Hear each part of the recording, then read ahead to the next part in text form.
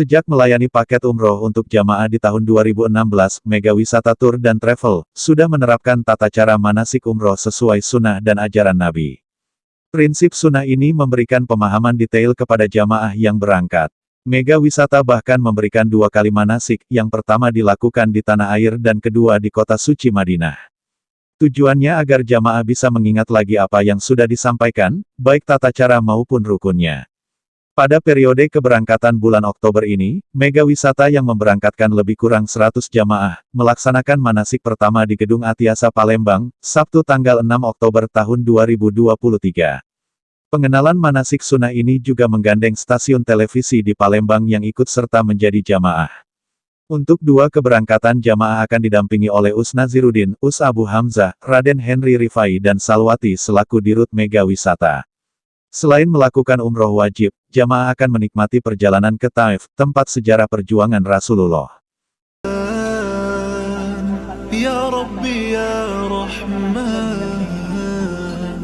syukran ya Kalau ketemu teman-temannya jamaah lagi sholat asar, kalau tidak maka jamaah sendiri. Itu berjamaah 4 rakaat. Tayamum itu cuma telapak tangan aja, telapak selesai. Syukran ya Rabbi syukran, hadaita qalbi syukran, nawarta darbi syukran, syukran ya ana salati assalam wa bis السعادة أنعم أفخر بأني مسلم شكرا يا رب يا خالق الأكوان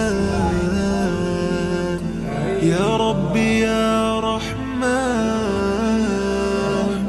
أكرمني بالغفران